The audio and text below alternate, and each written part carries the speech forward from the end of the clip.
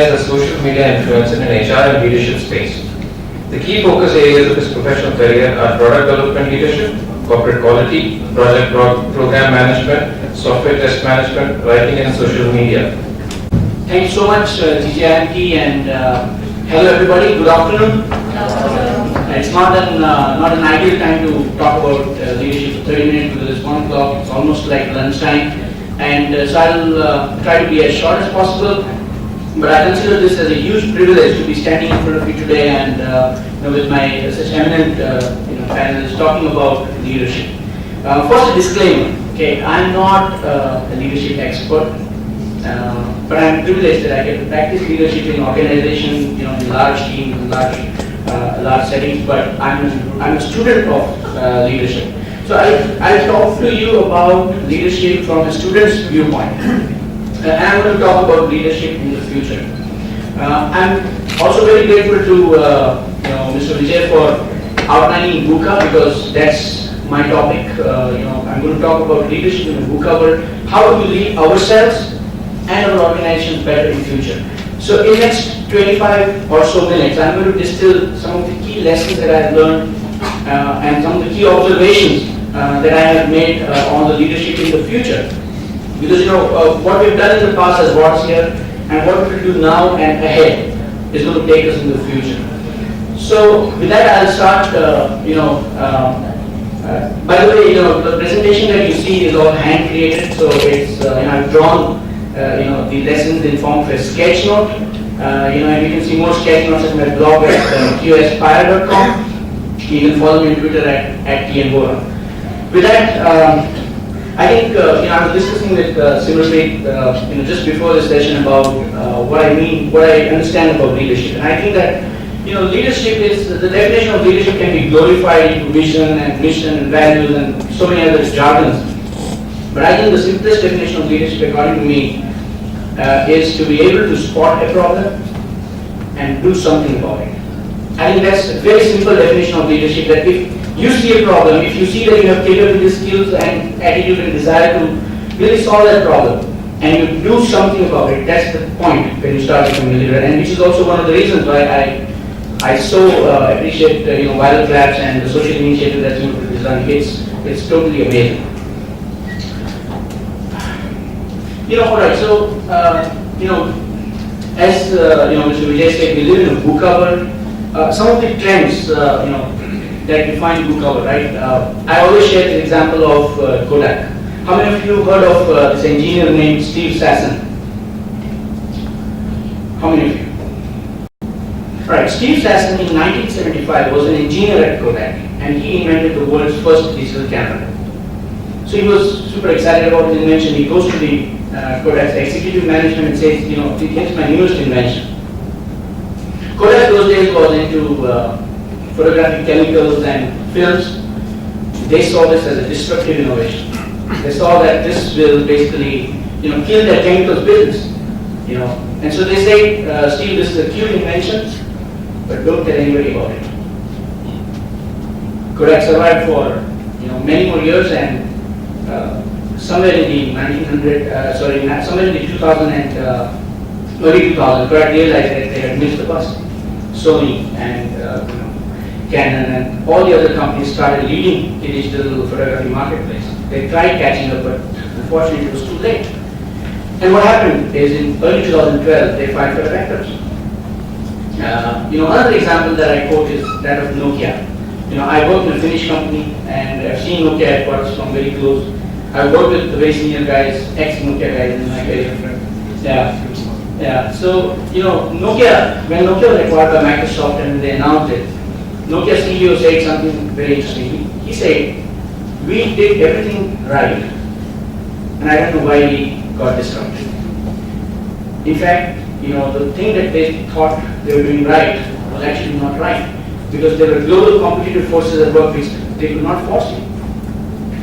Simranpreet mentioned about iPhone, a phone that comes without any manuals, and it's a great example of how disruption really works. Nokia thought people wanted more smarter phones. And actually, people actually wanted computers that could make the call. They actually wanted a computer, and today, iPhone exactly delivered that, and that crushed Nokia. Nokia was, by the way, the global leader in the smartphone market. In 1996, they introduced the first smartphone, and then they made the bus. They did everything right, but they just could not foresee the global, the other forces. There were just a lot of blind spots in their strategy and in their execution. The average lifespan of a company, a standard 2 or 500 company, has gone down from 75 years, in 1937 to about, 18 years in 2011. And people are saying that in 2020, a life cycle of a company will be about 8 to 10 years. Shrinking, and then we're living in an age of convergence. There are generational shifts that go place. A lot of young people coming on board. I cannot lead them with the mindset of the past. I have to adopt and accept the mindset of the future. And then obviously there is rise of globalization, automation, which means that anything that can be done elsewhere cheaper, faster, or anything that can be automated will eventually be automated. How do we, as individuals, as organizations, as teams, as HR, professionals, reinvent ourselves? How do we, make sense of this book cover? It's sometimes really fuzzy. It's not clear. There is no predictability what will happen tomorrow or in the future. There are a lot of issues and complexities. The reality is very hazy. We really cannot see the reality. How do we lead? So here's a quick on what I said. Rate of change is outpacing the rate of our response, and we need to raise the bar on leadership because we live in the age of radical transparency. If you're HR, people can know about your culture from Glassdoor. They don't need to come and work and then figure out what culture you have. They can just go to Glassdoor and figure out what your culture is. So it's radical transparency. Employees are now volunteers. You can't tell them that since I'm paying you, you have to do this. If they don't like it, the opportunities are so many. There are constant changes that require us to constantly adapt. And there are new generations at workplace, millennials and so on. They demand a different mindset.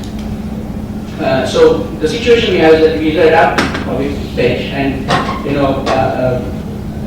Mr. Vijay said about the Deloitte Human Capital Trends report, and it says that software areas like culture, engagement, leadership, and development have become urgent priorities on the CEO's desk. So we are talking about something extremely important for the organizations, for us as individuals. So what mindset and skills do we need to thrive in a book cover? Can you see and read the font to the right? It means that it's too small. It's too small. Okay, maybe I'll share this sketch note later on with the wider group. It's also available on my blog, so you can go and refer to it. The first mindset that we need, and what's written there, and you see I've drawn a diagram of a man with an open skull and the mind really receptive of the ideas. We need to build an adaptive mindset. We will have to be comfortable with unclear situations. We wouldn't know what would happen, how people will react, how we have to be having a capability of walking on an unexplored path. And an agile mindset, where you don't know what's going to happen, but you still do it because you think it's the right thing to do. Leading yourself with conviction is, I think, extremely important. Delivering results in challenging first-time situations is going to be more often that you'll be encountering these kind of situations. Constant experimentation, again, the fundamentals of agile, fail fast, fail forward, take failure as feedback, move on, and experiment in smaller iterations. You have to be clear about what you want to make, but how it gets done is, it can be flexible, because anything you build, and including the product that we build at Boston, is a series of shorter iterations, quick feedback, and quick adaptation. Because Darwin said this, that it's not the strongest or most intelligent of the species that survive, it's the one most adaptable to change. We live in the world of information overload, and your ability to differentiate signal from the noise is again something that's going to help you in adapting to the changing world. The second important thing is we need to have a vision. Without vision, there is no leadership. What is the difference between a vision and a goal? If I can ask that question to the floor. So, I've seen a lot of CEOs saying that Our vision is to become, a $300 million company by end of, 2018. Is that a vision? Or is that a goal? It's a goal. What is the vision? Where is the destination?